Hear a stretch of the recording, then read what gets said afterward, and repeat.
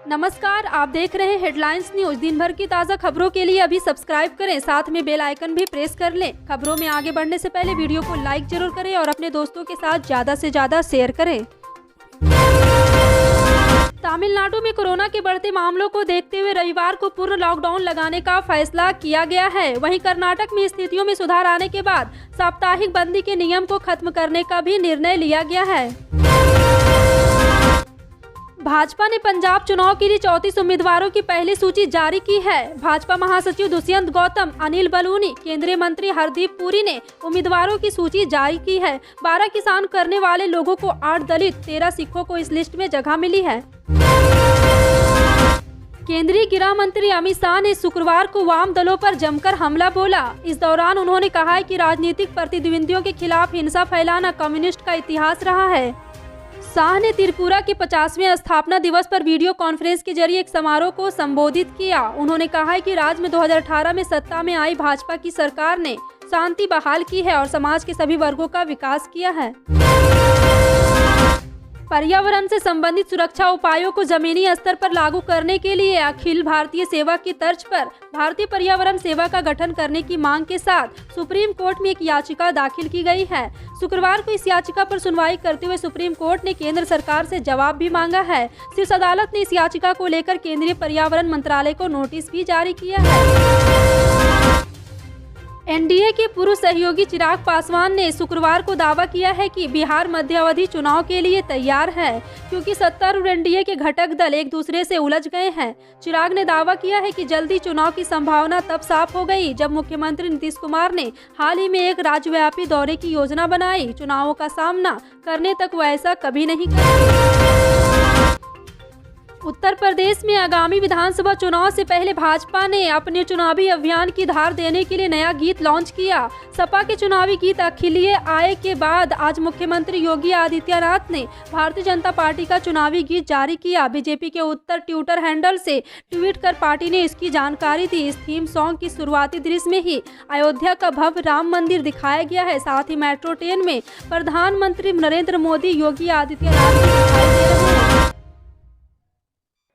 उत्तर प्रदेश में आगामी विधानसभा चुनाव से पहले सियासत तेज है। यूपी में कांग्रेस का सीएम का उम्मीदवार कौन होगा, इसे लेकर तमाम कयास लगाए जा रहे थे। इस बीच प्रियंका गांधी का यूपी में सीएम पद के उम्मीदवार को लेकर एक जवाब आया है। यूथ मैनिफेस्टो जारी करने के दौरान पत्रकारों ने जब यूपी में सीएम पद के चेहरे को लेकर प्रियंका गांधी से सवाल किया, यूपी में कांग्रेस पार्टी से आपको किसी और का चेहरा दिख रहा है तो आप ही चेहरा हैं। इसके जवाब में प्रियंका गांधी ने कहा है कि अब तो दिख रहा है ना मेरा चेहरा। बता दें, इस बार कांग्रेस राज्य में उम्मीदवारों के चयन में महिलाओं पर फोकस कर रही है। कांग्रेस महासचिव उत्तर प्रदेश की पार्टी प्रभारी प्रियंका गांधी ने कुछ महीने पहले लड़की हूं लड़ सकती हूं अभियान की शुरुआत करते हुए घोषणा की थी। विधानसभा चुनाव में 40% टिकट महिलाओं को दिए जाएंगे।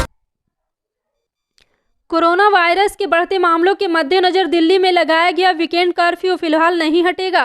सप्ताह कर्फ्यू हटाने के केजरीवाल सरकार के प्रस्ताव से उपराज्यपाल अनिल बैजल सहमत नहीं है। उपराज्यपाल दफ्तर के मुताबिक वीकेंड कर्फ्यू हटाने और बाजार में ऑड इवन व्यवस्था खत्म करने का फैसला कोरोना हालात और सुधरने पर लिया जाएगा। हालांकि दिल्ली के उपराज्यपाल निजी दफ्तरों को 50% चलाने पर सहमत है।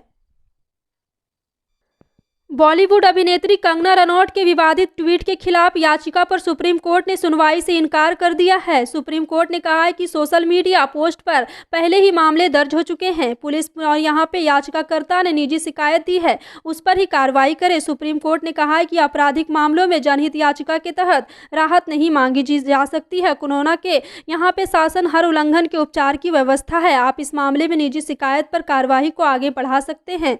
इससे पहले सुनवाई के दौरान याचिकाकर्ता रणजीत सिंह चंद्रपाल ने कहा है कि लेकिन क्या वह इस तरह की बातें कर सकती है। उत्तर प्रदेश पुलिस ने लखीमपुर खीरी मामले में दूसरी चार्जशीट दाखिल कर दी है। चार्जशीट में 7 किसानों के खिलाफ एक ड्राइवर और 2 बीजेपी नेताओं की हत्या का आरोप लगाया गया है। पिछले वर्ष लखीमपुर में 3 अक्टूबर की घटना को लेकर यह चार्जशीट दाखिल हुई है। गौरतलब है कि केंद्रीय मंत्री अजय मिश्रा के बेटे आशीष मिश्रा ने कथित तौर पर अपनी एसयूवी से 4 किसानों और एक पत्रकार को रौंद दिया था, जिसके बाद हिंसा भड़क उठी थी। इसके बाद 2 भाजपा कार्यकर्ताओं सहित 3 लोगों की पीट कर हत्या कर दी गई थी। ड्राइवर और बीजेपी कार्यकर्ताओं की हत्या के मामले में पुलिस ने 7 लोगों को गिरफ्तार किया है। बता दें कि लखीमपुर खीरी मामले को लेकर दाखिल की गई पहली चार्जशीट में केंद्रीय गृह राज्य मंत्री के बेटे को आरोपी बनाया गया है। यूपी पुलिस ने घटना के अगले दिन आशीष मिश्रा और 12 अन्य को हत्या के आरोपी के रूप में नामजद करते हुए प्राथमिकी दर्ज की है। थिलेटीन और यहां केंद्रीय मंत्री के बेटे को सुप्रीम कोर्ट की फटकार के बाद गिरफ्तार किया गया था। इंडिया गेट पर नेताजी सुभाष चंद्र बोस की प्रतिमा लगाई जाएगी। पीएम नरेंद्र मोदी ने शुक्रवार को यह ऐलान किया। उन्होंने बताया कि यह प्रतिमा ग्रेनाइट की होगी। पीएम मोदी ने एक ट्वीट में कहा है कि ऐसे समय में जब देश नेताजी सुभाष चंद्र बोस की 125वीं जयंती मना रहा है, मुझे इस बात को आपसे साझा करते हुए खुशी हो रही है कि ग्रेनाइट की बनी उनकी एक भव्य प्रतिमा इंडिया गेट पर स्थापित की जाएगी। यह उनके प्रति देश के आभार का प्रतीक होगा। नेताजी की इस प्रतिमा का आयाम 28 फीट बाय 6 फीट होगा। मोदी सरकार ने एक बार फिर से 35 और यूट्यूब चैनल को ब्लॉक कर दिया है। सूचना प्रसारण मंत्रालय के संयुक्त सचिव विक्रम सहाय ने बताया है कि 20 जनवरी को मंत्रालय को प्राप्त खुफिया सूचना के आधार पर हमने 35 YouTube channel, 2 Twitter account, 2 Instagram account, 2 website और 1 फेसबुक अकाउंट को ब्लॉक करने के निर्देश जारी किए हैं। इन सभी अकाउंट में आम बात यह है कि ये पाकिस्तान से संचालित होते हैं और झूठे भारत विरोधी समाचार सामग्री फैलाते हैं। उत्तराखंड चुनाव से पहले हरक सिंह रावत ने कांग्रेस की सदस्यता ले ली है। कांग्रेस में शामिल होने के बाद उन्होंने कहा, इससे बड़ी माफी क्या हो सकती है कि प्रदेश में 10 मार्च को पूर्ण बहुमत से कांग्रेस की सरकार बनेगी तो मुझे लगेगा कि मैंने माफी मांग ली है। उस दिन मुझे सबसे ज्यादा खुशी होगी। अमित शाह ने कहा था कि दोस्ती नहीं टूटनी चाहिए। मैंने अंतिम समय तक दोस्ती नहीं तोड़ी। बता दें कि बीजेपी ने हरक सिंह रावत को 6 साल के लिए निष्कासित कर दिया था। आजकल के समय में देश में हर नागरिक के पास आधार नंबर और पैन नंबर होना एक महत्वपूर्ण डॉक्यूमेंट माना गया है। पैन कार्ड को ज़्यादातर वित्तीय काम के लिए यूज किया जाता है, वहीं आधार कार्ड को पहचान पत्र के रूप में ज़्यादातर यूज किया जाता है। देश में डिजिटलाइजेशन बहुत तेज़ी से बढ़ा है। ऐसे में अस्पताल से लेकर होटल बुकिंग तक हर जगह आधार कार्ड का इस्तेमाल किया जाता है। यह हर जगह जहाँ सबसे ज़रूरी ID प्रूफ के रूप में यूज किया जाता है। कई बार आधार बनवाते वक्त हमारा एड्रेस कुछ और रहता है और बाद में कुछ और हो जाता है। Unique identity authority of India की गाइडलाइन के मुताबिक कोई भी व्यक्ति अपने आधार कार्ड में नाम बदलवा सकता है। पिछले 15 सालों से लगातार चुनाव लड़ रहे पश्चिमी यूपी के बड़े मुस्लिम नेता इमरान मसूद इस बार चुनाव नहीं लड़ेंगे, बल्कि समाजवादी पार्टी और RLD गठबंधन के उम्मीदवारों को लड़ाएंगे। उनका ये हृदय परिवर्तन 20 जनवरी को लखनऊ में अखिलेश यादव से मुलाकात के बाद हुआ है। इमरान मसूद लगातार 4 चुनाव हार चुके हैं। इस बार उनकी तैयारी साइकिल पर सवारी कर विधायक बनने की थी, इसलिए वे कांग्रेस छोड़कर 2 हफ्ते पहले समाजवादी पार्टी में शामिल हो गए थे। वे अपने साथ कांग्रेस MLC मसूद अख्तर को भी ले आए थे। पंजाब विधानसभा चुनाव में सभी पार्टियां अपना पूरा जोर लगा रही है। जनसभाएं की जा रही और वोटरों को अपनी बातों से प्रभावित किया जा रहा है। ऐसे में मालेरकोटला से कांग्रेस की उम्मीदवार कैबिनेट मंत्री रजिया सुल्ताना के पति रिटायर्ड DGP मोहम्मद मुस्तफ़ा ने विवादित बयान दे दिया है। मोहम्मद मुस्तफ़ा पंजाब कांग्रेस अध्यक्ष नवजोत सिंह सिद्धू के स्ट्रेटेजिक एडवाइजर भी हैं। उन्होंने आम आदमी पार्टी के जनसभा में पहुंची भीड़ को देखकर आंख खो दिया और गुस्से में पार्टी को धमकी दे डाली। पंजाब में विधानसभा चुनाव से पहले कांग्रेस पार्टी ने सोशल मीडिया पर पंजाब चन्नी दे नाल है नाम से एक कैंपेन चलाया है। पार्टी ने कुछ वीडियो पोस्ट किया है जिसके जरिए दावा किया जा रहा है कि कई लोग पंजाब के CM चरणजीत सिंह चन्नी के समर्थन में है। पार्टी की तरफ से चलाए गए इस कैंपेन के तहत कई वीडियो भी फेसबुक पर शेयर किए गए हैं।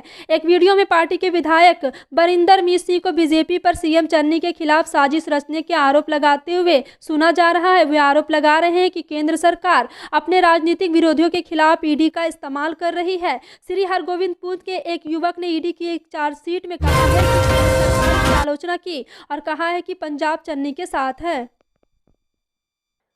तृणमूल कांग्रेस के राज्य महासचिव कुणाल घोष ने कहा है कि चूंकि नेताजी पर आधारित पश्चिम बंगाल की झांकी को खारिज करने से बड़ा विवाद खड़ा हो गया है, इसलिए केंद्र ध्यान हटाने की कोशिश कर रहा है। इसी कोशिश में नेताजी की प्रतिमा स्थापित करने का निर्णय लिया गया है, लेकिन हम इस निर्णय का स्वागत करते हैं। साथ ही हमें लगता है कि यदि केंद्र सरकार नेताजी की लापता होने के रहस्य को उजागर करने के लिए कदम उठाती है तो यह उन्हें सच्ची श्रद्धांजलि होगी। कांग्रेस के वरिष्ठ नेता और मध्य प्रदेश के पूर्व मुख्यमंत्री दिग्विजय सिंह ने मुख्यमंत्री शिवराज सिंह चौहान से 23 जनवरी को मुलाकात का समय मिलने के बाद आज यहां धरना समाप्त कर दिया। दिग्विजय सिंह से धरना स्थल पर मुख्यमंत्री सचिवालय के एक अधिकारी ने फोन पर चर्चा में कहा है कि मुख्यमंत्री उनसे रविवार को करीब 12 बजे मिलेंगे। वहीं इससे पूर्व कमलनाथ और शिवराज की मुलाकात हो चुकी थी। इस बात को लेकर बार बार सवाल पूछने पर कमलनाथ मीडिया कर्मी पर गुस्सा भी हो गए थे। बता दें कि वरिष्ठ कांग्रेस नेता ने सुबह 11 बजे के बाद धरना दिया था। यह लगभग 2 बजे के बाद समाप्त हो गया। फिलहाल आपकी इन सभी खबरों पर क्या कहना है, कमेंट सेक्शन में टाइप करके जरूर